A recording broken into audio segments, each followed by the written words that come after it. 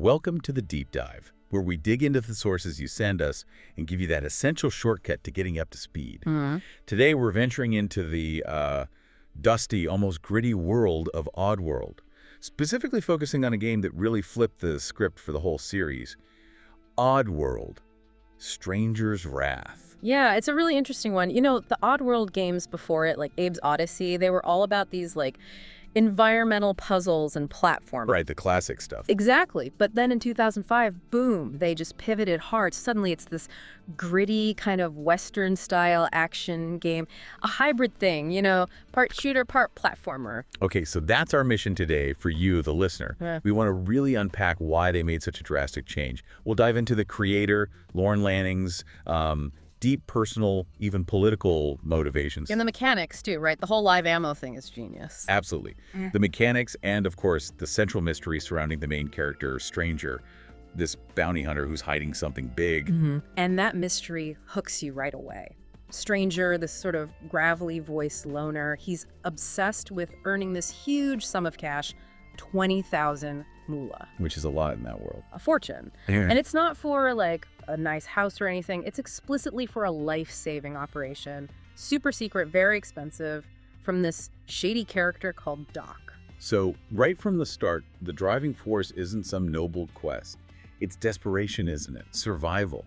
He's driven by this debt, this need. Yeah, the pressure's on. And you're immediately asking, what kind of operation costs that much? What is he hiding that needs fixing so badly? Yeah. It just creates this immediate curiosity, this tension that pulls you through that first part of the game. And to really get why that tension works and the sort of moral tightrope Stranger is walking, you kind of have to step back and look at the guy who dreamt up this whole universe, Lorne Lanning. Right. His personal philosophy seems baked into Oddworld's DNA. Totally. It's not just random fantasy. It's all built on this really deep, almost inherited cynicism about power, about betrayal. And a lot of that cynicism, our sources point out, comes straight from his family background. Like, his Latvian grandfather's story is pretty intense. Oh, yeah. He was apparently involved in espionage back during the Soviet occupation of Latvia, running a spy network, fighting against, you know, overwhelming odds. Part about high stakes. Exactly.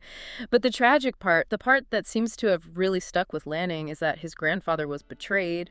He disappeared, and the belief was that it wasn't just the enemy, but turncoat Latvians, collaborators, people from within. Wow. So the lesson isn't just beware the obvious enemy. It's beware the traitor, the fraud, the person pretending to be on your side but just looking out for themselves. Precisely. And you see that theme constantly in Oddworld, right? It's not just about fighting monsters. It's about fighting the corrupt CEO, the treacherous ally, the political figures hiding their real motives.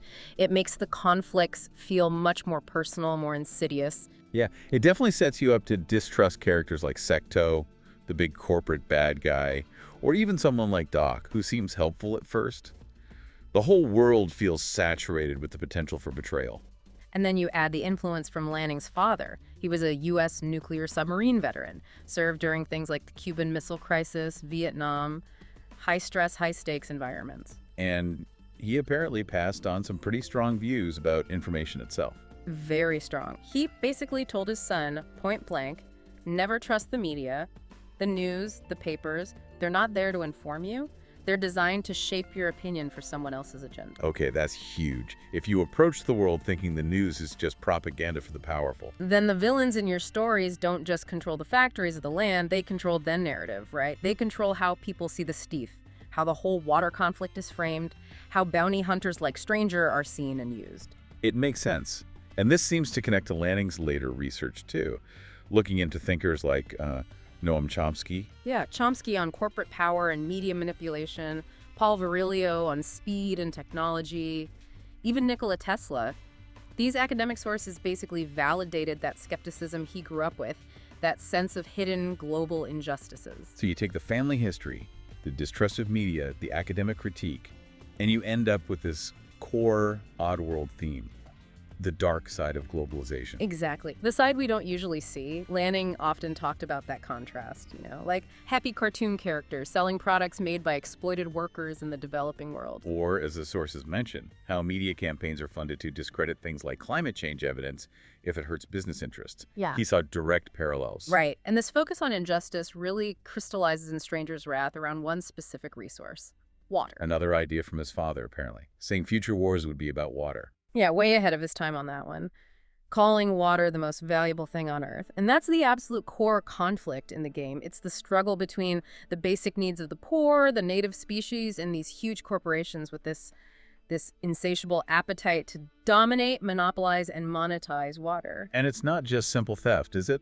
The sources mention real-world examples Lanning was thinking about, like attempts to make it illegal for indigenous people to collect rainwater. It's that level of, like, diabolical control, which is exactly what the main villain, Secto, does in the game. He doesn't just dam the Mungo River, he owns it. He bottles the water and sells it back, while the native grubs are literally dying of thirst. Raises the stakes incredibly high. Absolutely. So Stranger, on his seemingly selfish quest for 20,000 moolah for his operation, he's operating within this brutal system. Every bounty he collects, every action he takes, it's happening against this backdrop of exploitation. His personal goal is tangled up in this much bigger fight over a basic necessity, this fight against profit-minded occupation. Okay, so the themes are deep and personal. But then there's how that radical shift in gameplay. Moving away from the puzzle platformers must have been a huge gamble. Oh, massive. Oddworld Inhabitants was known for Ave and Munch. To just suddenly drop a hybrid action game, that was a big swing. Why do it? Was it just chasing trends? Partly, yeah. Lanning acknowledged the industry was moving towards action, and publishers like EA were more willing to fund those kinds of projects.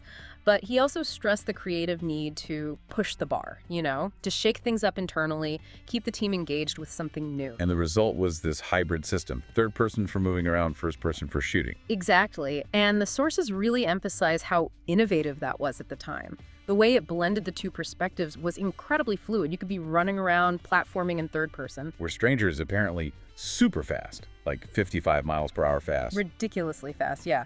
Agile, great for covering ground, doing melee attacks, but the second you pull out that wrist-mounted crossbow, snap, first-person view. Instantly. And it's not just the camera, the whole feel changes. Your movement slows way down, maybe 15 miles per hour. It forces you to be more deliberate, focus on aiming, stealth, tactics. That speed difference is interesting. Fast when exploring or escaping, slow and methodical when fighting. It must create a really distinct rhythm to the gameplay. It really does. Get in close fast, then slow down, aim, choose your shot. It required some clever design to make that switch feel natural, especially under pressure. And speaking of clever design, we absolutely have to talk about the ammo. The live ammo. Oh, the live ammo system. It's probably the most memorable thing about the game, isn't it? It's just perfectly Oddworld. The core idea is just brilliant in its weirdness. Yeah. One weapon, the crossbow, but it only fires living creatures you catch in the wild. Right. Live off the land, taken literally. You're constantly having to trap or snare these little critters. It makes the environment itself part of your arsenal. And they replace all the standard FPS weapons with these bizarre creatures. Totally. Like, instead of a pistol, you've got the Zap Fly, little electric bug, good for quick stuns, or a charged lethal shot. Okay. And the machine gun. That's the Sting Bees. Fire a swarm of them, rapid fire damage, pretty straightforward, but then you get the utility stuff. That's where it gets really creative. Like the chip punks. Yeah. The decoys. Yeah. Little squeaky guys you fire out to distract enemies. Perfect for setting up ambushes or sneaking past. Lets you control the battlefield a bit. And the skunk. I mean, making enemies vomit uncontrollably. Classic Oddworld humor, right. Huh? But it's also tactical. Immobilizing enemies is crucial, especially when you need them alive. It's disgustingly effective. Hilarious and practical. What about the heavier stuff? You've got thud slugs, basically your shotgun blast, knock enemies down, great for crowd control, and then the boom bat. The bat with dynamite strapped to it. Need we say more? It's just chef's kiss Oddworld. Forget grenades, launch an exploding bat. It perfectly blends that dark humor with serious firepower. And the really clever part is you can load 2 different ammo types at once. So you can switch tactics on the fly. Exactly. Maybe you have a skunk ready for stealth or capture, and thud slugs for when things go loud, or a chip punk to distract, then boom bat for the takedown. It adds this immediate strategic layer to every encounter. Which brings us right back to the money. That bounty hunter loop and the pressure to earn that 20,000 moolah. Right, because the game heavily incentivizes capturing bounties alive. How much difference does it make? It's huge. Alive, you might get $25, maybe $30 moolah for a target. Kill them. You're looking at maybe $5 or $10 max. Okay, that's a massive difference. So the game is actively pushing you not to just blast everything with boom bat. Precisely. You need that bigger payout to reach the $20 K goal, so you're constantly encouraged to use the non-lethal options, the traps, the stealthy approach with chippunks and skunks. It forces you to be smarter, riskier, and it subtly shapes your playstyle around that financial desperation. Your morality is directly tied to your wallet. Pretty much. And all this is happening in towns populated by the clackers, these bird-like townsfolk, who aren't exactly portrayed sympathetically, are they? Not at all. The sources say they were deliberately modeled on, like, condescending, entitled settlers. Ignorant, arrogant, feeling like they own the place. The developers called them punching bags, right? Right. For humor and commentary. Yeah, perfect targets to mess with. Highlight their stupidity. It adds this layer of dark satire. Even while you're acting purely out of self-interest as stranger, the game makes you feel sort of morally superior to these guys. So the first two acts really establish this rhythm. Hunt bounties, manage ammo, deal with clackers, get closer to that $20,000 goal. You get comfortable in that mercenary role. Exactly. Which makes the big shift even more impactful. Lanning planned it from the start. The whole game was built to lead up to this moment where Stranger's identity is revealed and everything changes. The idea was for the player to feel that transformation, right? When he can't hide anymore. Yeah, to shed those old mercenary habits that focus on money and find this vital cause, the tension has to build until it snaps. And the breaking point comes when he takes that bounty on a Steve. His own kind. He needs that last bit of cash, and Secto, the main villain, puts out a bounty specifically for a Steve. It's the ultimate compromise, hunting your own species just to get this operation. The price of trying to fit in, I guess. He's so desperate to hide who he is, he's willing to destroy what's left of his own people. So he finally gets the 20,000 moolah, goes to Doc for the surgery, thinks his problems are over. But it's a setup. Betrayal, just like Lanning's grandfather experienced. Exactly. Doc's a traitor, working for the villains. Stranger gets knocked out, captured. And while he's out, they find the papers. The ones detailing the operation. And bam, the twist. The papers reveal Stranger is a Steve, this huge, four-legged, horned creature, like a centaur almost. So the operation, it wasn't for disease. No, it was cosmetic surgery, essentially. Right. But way more drastic. He needed Doc to fuse his back legs together, modify his body so he could pass as a bipedal creature, hide his true nature permanently. That changes everything. The stakes just skyrocket. It's not about personal debt anymore. It's about his entire species being hunted to extinction. Right. His need to hide was born from that persecution. The Steve were seen as animals, trophies. He was trying to escape that, but the cost was immense. And the gameplay reflects this immediately. Instantly. The moment he's captured and his identity is known, the open-world bounty hunting just stops. Gone. The game becomes this intense, linear shooter, all about escape, revenge, fighting for his people. It mirrors his internal shift, no more hiding, embracing the warrior he is. And the name Stranger itself becomes incredibly meaningful. Totally. The lore suggests Steve are naturally nomadic, solitary. They don't really have towns or family names like the other races. They're seen as wild animals by the industrial folks. Exactly. Hunted, misunderstood. There's even a theory they don't normally talk much, which would explain Stranger's really minimalist, halting way of speaking before the reveal. He's literally masking everything about himself. So Stranger isn't just a cool bounty hunter name. It's literal. It's what people call him because he's an outsider, unknown alien. It's the label the world stuck on him, the very thing he was trying to pay $20,000 to surgically remove. But being captured, ironically, forces him to confront and ultimately embrace that identity. He stops running from it. Yeah, he realizes his strength wasn't in hiding, but in being what he is. He shifts from being self-serving, which was ultimately destroying him, to becoming a protector. And who helps him make that final transition? It's the grubs. The little native salamander guys. The ones suffering most from Secto stealing the water. Why do they help him? Because, according to their traditions, the Steve were always the sacred guardians of the river, their protectors. Secto knew this, which is why he put the bounty on the Steve to eliminate the only ones who could truly challenge his control over the water.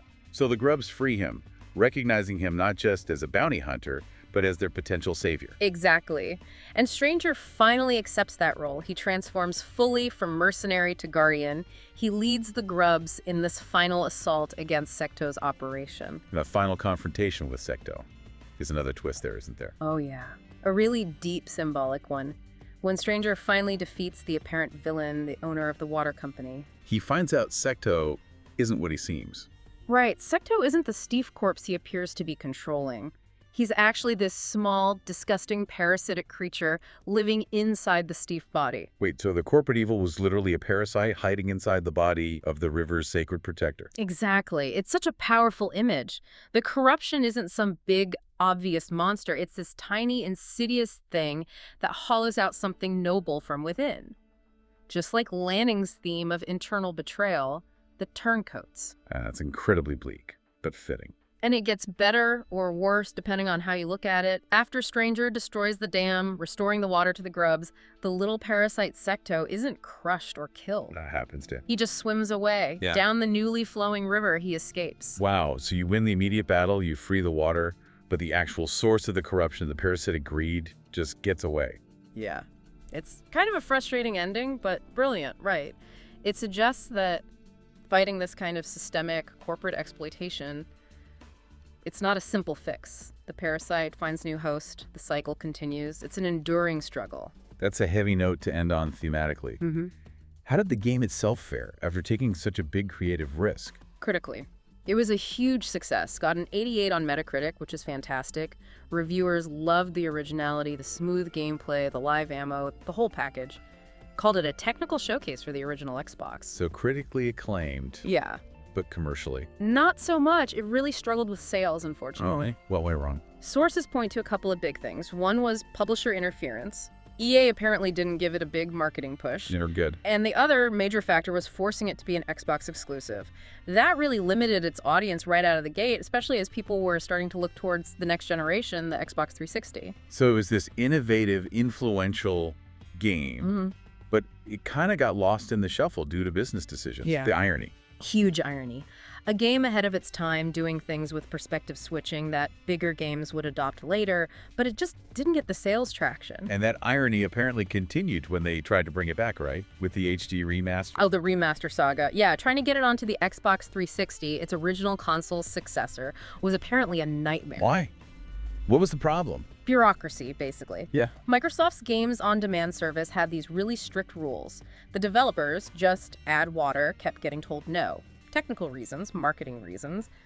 One key sticking point was apparently a rule that a game needed to have sold like 1 million copies at retail originally to even qualify. A rule clearly not designed for cult classics or exclusives that had limited reach. Exactly. So the game that was an Xbox exclusive was essentially blocked from the next Xbox by administrative red tape.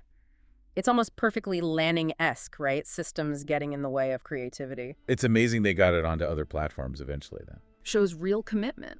And that commitment seems to be ongoing. The sources say Oddworld Inhabitants still aims to finish the whole Oddworld quintology, including games like Squeak's Odyssey, maybe even revive that Fangus project. So the vision is still alive? Very much so. That drive to tell intelligent stories, to shine light on the dark side, as Lanning puts it. Stranger's Wrath was a crucial part of that, this bold risk that blended deep, personal, political themes with really innovative gameplay and a killer character twist. Yeah, it successfully married that history of skepticism about power and betrayal with the wild mechanics and the story of Stranger having to embrace who he was. And that central conflict, the monetization of water by this parasite hidden inside a protector, it resonates. Which leads to that final thought. If Secto, the parasite, just swims away at the end, escaping to the very river he tried to control, what does that really tell us about how hard it is to truly defeat that kind of deep-seated corporate greed and environmental exploitation? Not just in Oddworld, but, maybe closer to home?